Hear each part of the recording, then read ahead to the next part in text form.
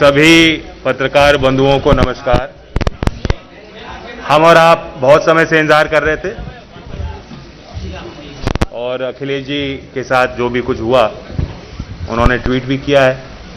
खैर, हम और आप जिस उत्सुकता से इंतजार कर रहे थे, बहुत लोग संशय भी लगा रहे थे संगम होगा कि नहीं, लेकिन हमारा तो संगम पहले ही हो चुका है। हमारा निर्णय ठोस है। उत्तर प्रदेश में जो हम विकास करना चाहते हैं, जिस तरह से भाईचारा और चौधरी चरण सिंह का जो समीकरण था, मूल रूप से किसान का मेरा वर्ग को संगठित करना, जो उनकी मुख्य लड़ाई थी जीवन भर, उसे आगे बढ़ाने के लिए हमने गठबंधन किया है। और आज एक ही चेहरा है पूरे उत्तर प्रदेश में जिनके पास अनुभव भी है, विजन भी है और कार्य करने की क्षमता है। तो मैं आभार व्यक्त करता हूं और मुजफ्फरनगर की इस क्रांति भूमि पे, किसानों की धरती पे अखिलेश जी का स्वागत करता हूं।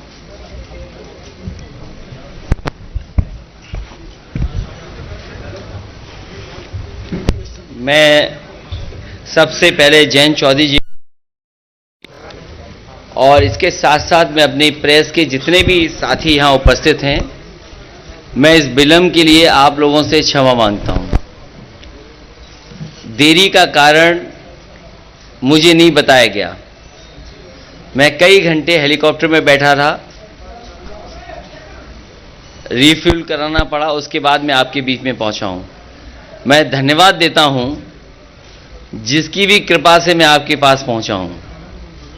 मैं पत्रकार साथियों का बहुत बहुत धन्यवाद। आज मुजफ्फरनगर में चुनाव की पहली प्रेस कॉन्फ्रेंस हो रही है। सबसे पहले मैं चौधरी चरण सिंह जी को याद करता हूं। चौधरी चरण सिंह जी ने जो रास्ता दिखाया था किसानों को मजबूत करने के लिए, उनको सशक्त करने के लिए, उनकी फसल पैदावार की सही कीमत मिल जाए और किसान का परिवार आर्थिक रूप से कैसे संपन्न हो।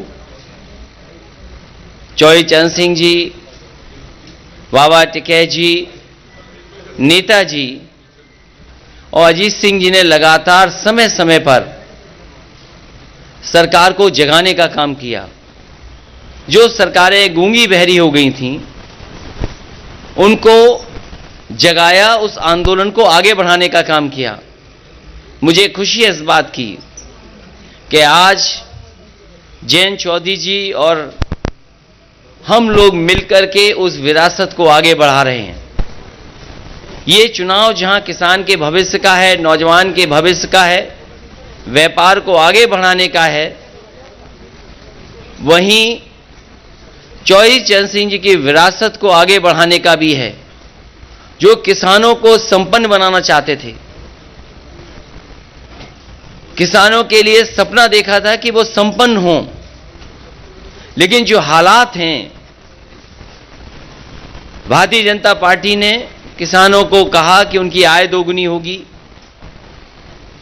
फसल समय पर खरीदी जाएगी और भुगतान भी समय पर होगा। लेकिन जिस तरीके से जो 3 कानून लाए गए बिना किसानों की राय मशवरे के, और मैं बधाई देना चाहता हूं किसानों को, उनकी ताकत का एहसास दिलाया।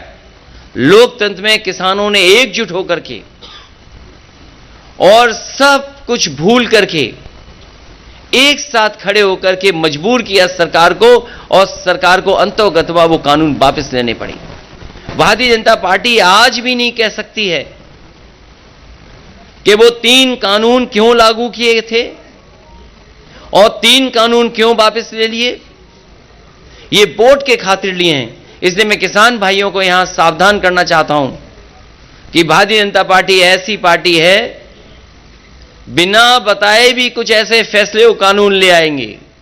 इसलिए मैं आरएलडी और समाजवादी पार्टी का गठबंधन है, किसान भाइयों को भरोसा दिलाना चाहता हूं कि कोई भी ऐसे काले कानून उत्तर प्रदेश में कभी लागू नहीं हो पाएंगे, जो भारतीय जनता पार्टी की नीयत है, जो उनकी मंशा है।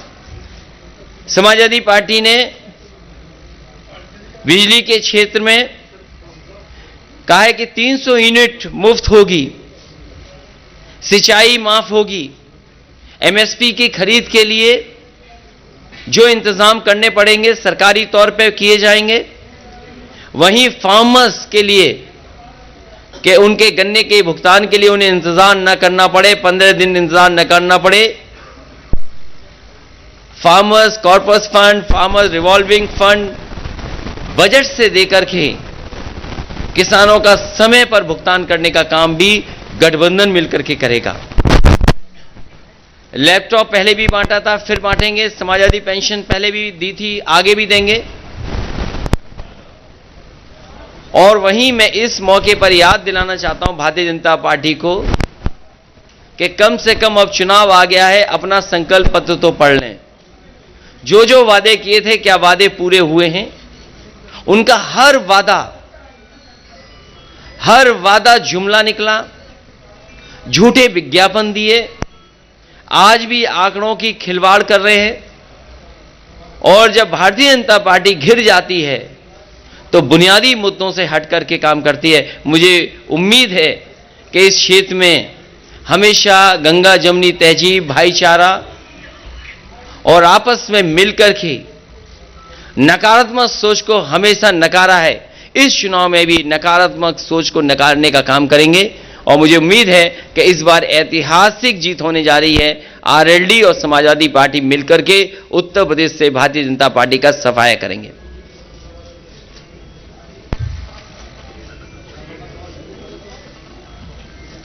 स्टोरी को क्या नाम देंगे? पहले तो यूपी के लड़के थे, बबुआ भतीजे थे, अब स्टोरी को क्या नाम देंगे?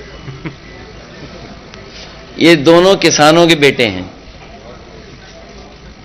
किसानों के हक के लिए आखिरी वक्त तक लड़ेंगे। और इसीलिए मैं जेब में एक पोटली लेके चलता हूं, लाल टोपी और लाल पोटली। ये अन्नदाता के पक्ष में हराने के लिए, उन्हें भगाने के लिए अन्न संकल्प लेकर के चलता हूं। मैं तो कहूंगा पत्रकार साथियों, अगर आप में भी कोई लेना चाहे तो अन्न संकल्प ले सकता है।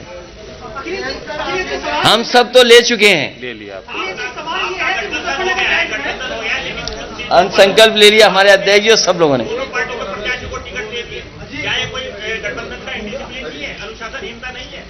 कहां पर?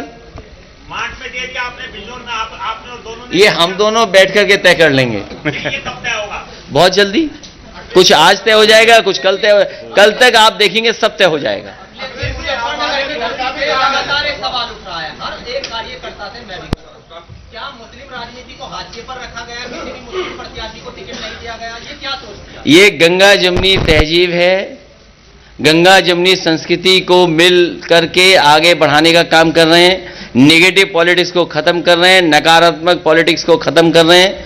और समाजवादी पार्टी आरएलडी मिलकर के, यहां सवाल ये नहीं किसको टिकट मिला किसको नहीं मिला, हम दोनों मिलकर के किसानों के हक और सम्मान के लिए लगातार आगे बढ़ते रहेंगे, लगातार संघर्ष का रास्ता अपनाएंगे। अखिलेश जी, सवाल यह है कि पिछले एक सप्ताह से मुजफ्फरनगर में 2013 की वीडियो मैनिपुलेटेड करके और मंथन बनाकर वायरल की जा रही है। बीजेपी के लीडर भी जब इलाके में जाते हैं तो वही बात याद होगा, क्योंकि बड़े लीडर भी ये कर रहे हैं। तो क्या मौलिकता के आधार पर विकास के मुद्दे पर भारतीय जनता पार्टी बहस से बच रही है? भारतीय जनता पार्टी अभी भी पुराने ही मुद्दे उठा रही है, उनके नेता पुराने ही सवाल उठा रहे हैं। कब भारतीय जनता पार्टी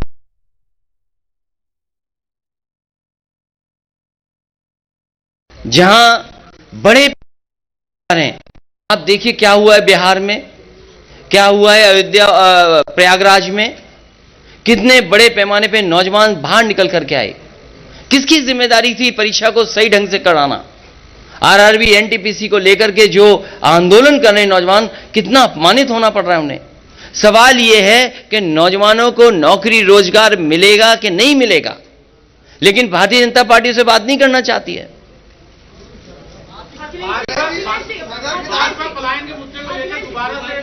इस बार भारतीय जनता पार्टी का राजनीतिक पलायन होगा। और आपने देखा नहीं हमारे बाबा मुख्यमंत्री का कैसा पलायन हुआ है। वो पहले अयोध्या से टिकट मांग रहे थे, मथुरा से टिकट मांग रहे थे, प्रयागराज से टिकट मांग रहे थे, भारतीय जनता पार्टी ने ऐसा उनका पॉलिटिकल प्लान किया है कि उन्हें घर भेज दिया वापस। इलेक्शन में जिस तरह के घोषित प्रतिबंध है सर, जिस तरह के घोषित अघोषित प्रतिबंध इलेक्शन पर है, आपको लगता है इस तरह की कल्पना आपने इलेक्शन की थी?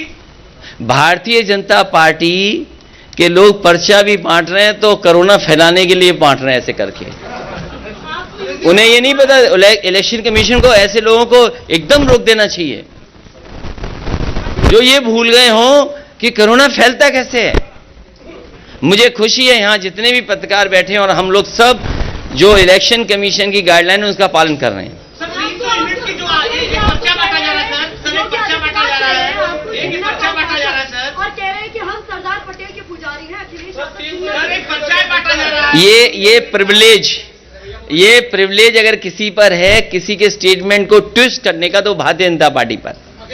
भारतीय जनता पार्टी कुछ भी कर सकती है, कोई भी ट्विस्ट कर सकती है।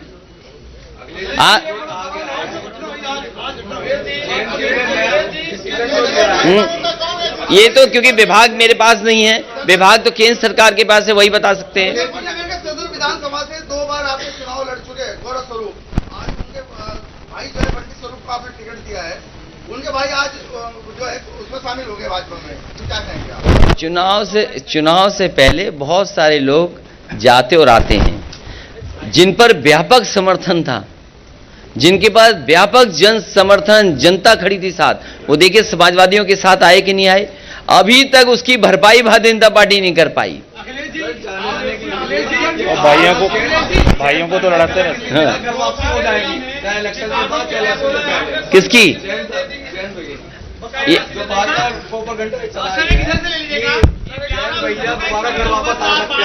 आप किस पड़ोस में रहते हो? मैं उस पड़ोस में नहीं रहता, ना मेरा घर है वहां।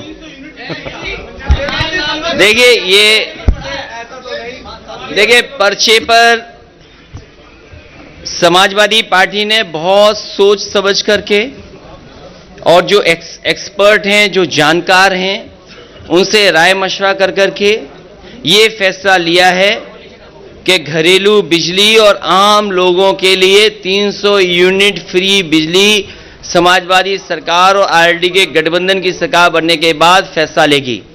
और मैं इसलिए कह रहा हूं कि आप सब लोग जानते होंगे, 4.5 साल से मुख्यमंत्री जी के आपने स्टेटमेंट सुने होंगे, लेकिन मुख्यमंत्री जी ने कभी भी बिजली के कारखाने का नाम नहीं लिया होगा। भारतीय जनता पार्टी की सरकार में अगर वो कारखाने बन गए होते तो आज उत्तर प्रदेश में इतने महंगे बिजली के बिल नहीं देने पड़ते।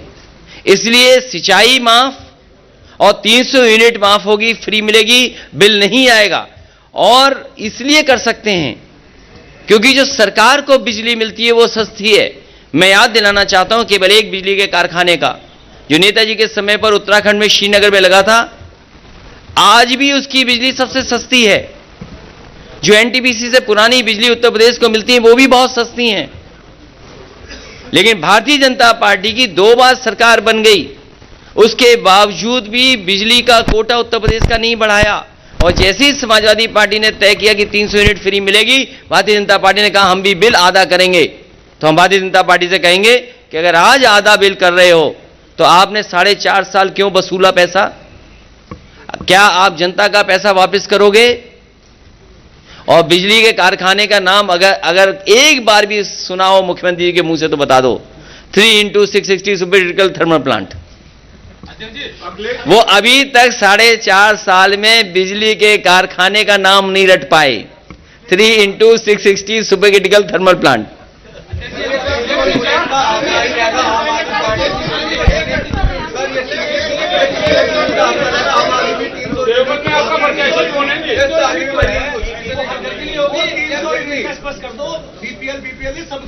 सबके लिए है, सबके लिए है।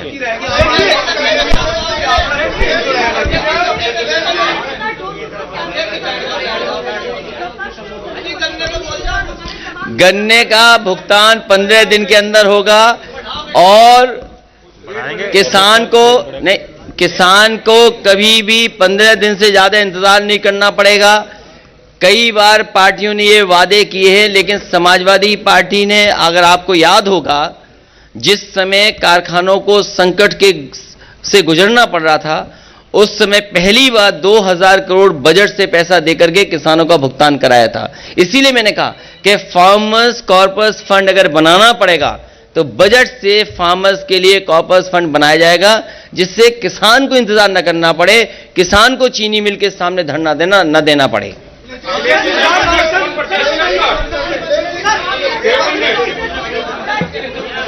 देवबंद में पुराने वाले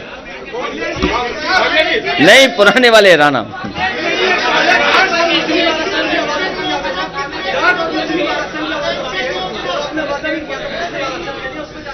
देखिए, ये बड़े सवाल हैं, आरक्षण वाले बड़े सवाल है। मूल भावना से नहीं खिलवाड़ होनी है।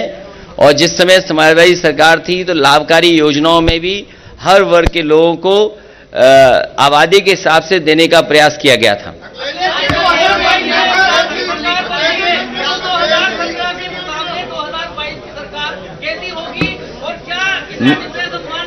मैं आपको बधाई देता हूं, धन्यवाद देता हूं कि 22 की सरकार अच्छी होगी, बेहतर होगी और किसानों के और नौजवानों के हित में होगी।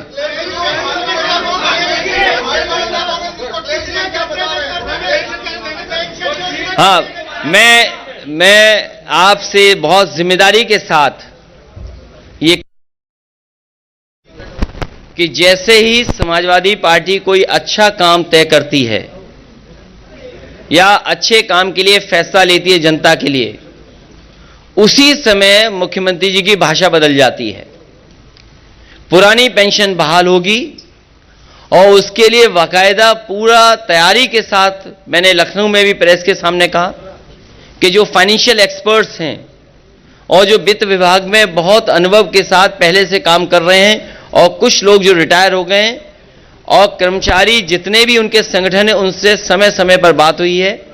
उनसे और वित्त विभाग के जो रिटायर्ड अधिकारी हैं, एक्सपर्ट, उनके बीच में बातचीत के बाद ही फैसला लिया है कि पुरानी पेंशन बहाल होगी और उसके लिए अगर बजट से भी पैसा कॉर्पस फंड के लिए देना पड़ेगा तो सरकार में दिया जाएगा।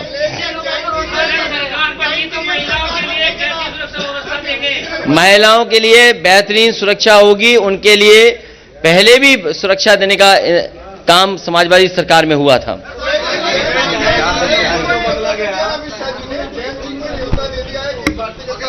अरे उनका न्योता कौन स्वीकार कर रहा है? और सोचो हालात कैसे हैं। देखिए उनके हालात कैसे हैं, हालात कैसे उनके, सोचो न्योता देना पड़ रहा है। और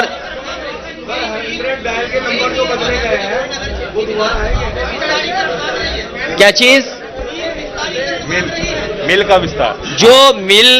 जो मिल की कैपेसिटी का अगर विस्तार होगा तो वो तो तय होगा सरकार बनने के बाद। सरकार तो बनाओ आप। ये 100 नंबर जो बदल गया, इसमें गाड़ियां और दी जाएंगी, एम्बुलेंस बढ़ाई जाएंगी। राकेश जी को मैं समझा दूंगा, हमारे रथ में बैठेंगे। जो पत्रकार अपना सुझाव देंगे वो शामिल करेंगे, जो पत्रकार साथी कहेंगे और जो सुझाव देंगे, जो सुझाव मानने लायक हैं वो स्वीकार किए जाएंगे। मैं पत्रकार साथियों से भी अपील करता हूं हमारी मदद करें। समय पर किसानों का एक क्षेत्र है तो आपने बिजली की बात कर ली, सिंचाई की, या खाद को लेकर कोई बात कहेंगे सर? यूरिया की जो किल्लत और बाकी समय पर खाद मिले, सस्ती कीटनाशक दवाइयां मिले और उनकी फसल को एमएसपी के लिए इंतजाम हो, प्रोक्योरमेंट हो, खरीद केंद्र बने, ये इंतजाम किया जाएगा। और साथ ही साथ किसान जो अपने गन्ने भुगतान के लिए समय समय पर उन्हें आंदोलन करना पड़ता है, इस बार आंदोलन नहीं करना पड़ेगा, कॉर्पस फंड बना करके उनका समय पर भुगतान होगा।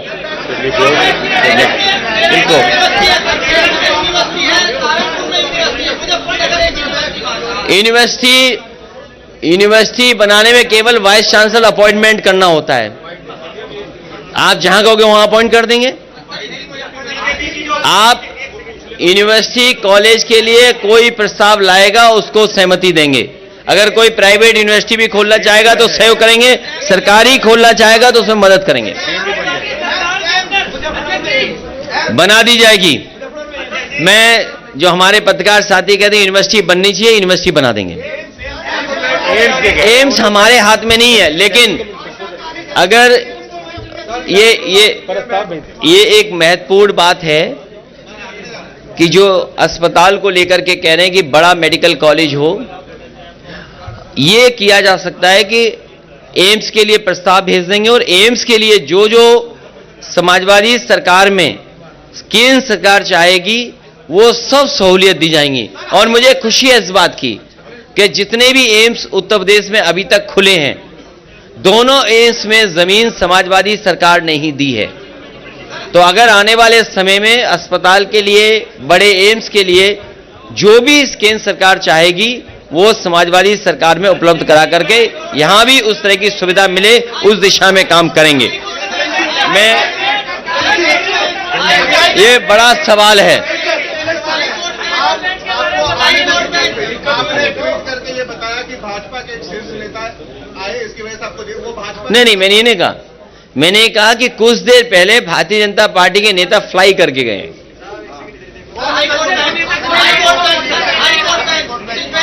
इस पे अभी नहीं बोल सकते हैं, सरकार बनने पर हम दोनों तय करेंगे। अच्छा, एक इसी का सवाल है।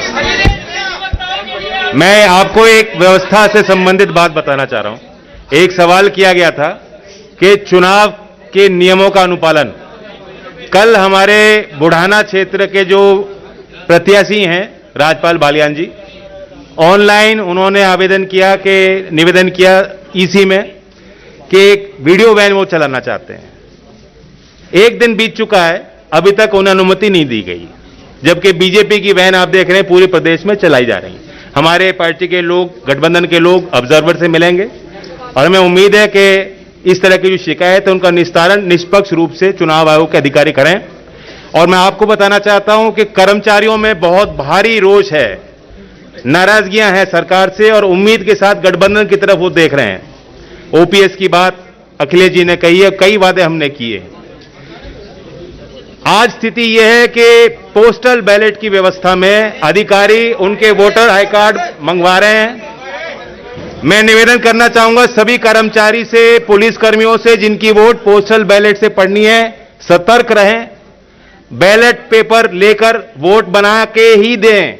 अपने वोटर कार्ड को अधिकारी भी मांगे, उसको ऐसे ना दें। धन्यवाद। ये जयंत चौधरी जी ने ठीक बात कही है कि उत्तर प्रदेश के अधिकारियों को लगाया गया है कि वो दबाव बना करके और उनके वोटर आईडी ले लें या आधार कार्ड ले लें। और हो सकता है जिस तरीके से जिला पंचायत में अधिकारियों ने मन मर्जी से वोट दिलवाए थे, इसमें भी लोगों पर दबाव बना रहे हैं। हम भी लिख करके चुनाव आयोग को इस बात को देंगे। मैं इसके साथ साथ जो आरएलडी और समाजवादी पार्टी के प्रत्याशी हैं, मैं आपके माध्यम से यहां की जनता से अपील करना चाहता हूं कि समाजवादी पार्टी और आरएलडी के जो प्रत्याशी हैं उनको भारी बहुमत से जिताने का काम करें। चरथावल से पंकज मलिक जी चुनाव लड़ रहे हैं, बुढ़ाना से राजपाल बालियान चुनाव लड़ रहे हैं, पुरकाजी से अनिल कुमार चुनाव लड़ रहे हैं, मुजफ्फरनगर शहर से सौरभ स्वरूप चुनाव लड़ रहे हैं, मीरापुर से चंदन चौहान चुनाव लड़ रहे हैं, खतौली से राजपाल सैनी जी चुनाव लड़ रहे हैं। मुझे उम्मीद है कि यहाँ की जनता हमारा और जयंत चौधरी जी की दोनों की अपील पर इनको भारी बहुमत से जिताने का काम करेंगे। जो जो वादे हम लोगों ने मिलकर के किए हैं उन वादों को पूरा करने का काम हम लोग करेंगे।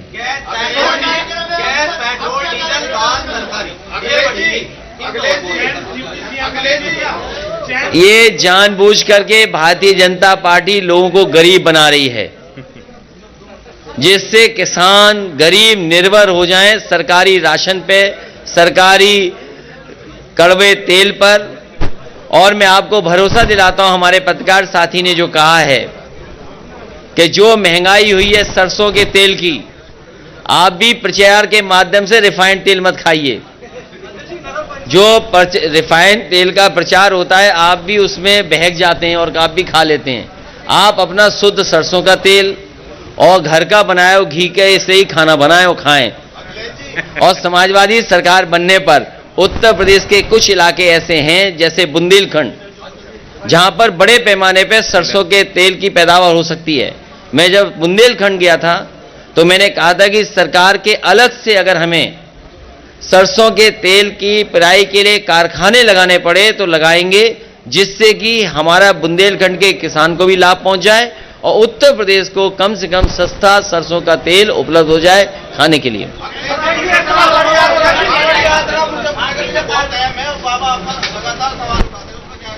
बाबा जी कुछ जानते नहीं हैं।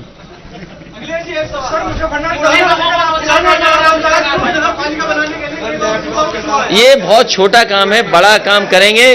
मैंने पिछली बार भी कहा था जब आरएलडी और समाजवादी पार्टी के कैराना का चुनाव जीते थे और मैं सहारनपुर आया था, तब भी मैंने कहा था कि कम से कम इस हिस्से को एक्सप्रेस वे से जोड़ा जाएगा, जिससे कि लखनऊ पहुंचने में आपको कम समय में पहुंचा जा सके। भारतीय जनता पार्टी का तो गंगा एक्सप्रेस वे कब बनेगा कोई नहीं जानता, लेकिन इस हिस्से को जोड़ने के लिए अगर नया ग्रीनफील्ड एक्सप्रेस वे बनाना पड़ेगा तो समाजवादी पार्टी और आरएलडी दोनों मिलकर के एक ग्रीनफील्ड एक्सप्रेस वे बनाएंगे, जिससे कि लखनऊ पहुंचना आसान हो जाए। जब गृह मंत्री अमित शाह आए और कैराना की सड़कों में घूमे तो उन्होंने बार-बार एक मुद्दा उठाया कि हमने 5 सालों में सुरक्षा व्यवस्था में बहुत आमूल परिवर्तन किए। जो रंगदारी थी, जो गुंडागर्दी थी, उसको खत्म किया। जाहिर तौर पर निशाना अपनी सरकार पर था, पूर्ववर्ती सरकार। मैं ये कह सकता हूं कि जिस विभाग के वो मंत्री हैं उस विभाग के आंकड़े उनको पलट करके देखना चाहिए, और जब उसके आंकड़े देखेंगे तो पाएंगे कि सबसे खराब कानून व्यवस्था में अगर कोई प्रदेश है तो उत्तर प्रदेश है।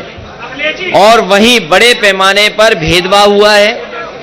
भेदभाव के साथ साथ जो बड़ी बड़ी संस्थाएं, नेशनल ह्यूमन राइट कमीशन हो, उसने सबसे ज्यादा नोटिस उत्तर प्रदेश की सरकार को दिए हैं। पश्चिमी उत्तर प्रदेश में लगातार हाईकोर्ट बेंच की मांग कह तो दिया। हम दोनों मिलकर के तय कर लेंगे। आदरणीय राष्ट्रीय अध्यक्ष जी।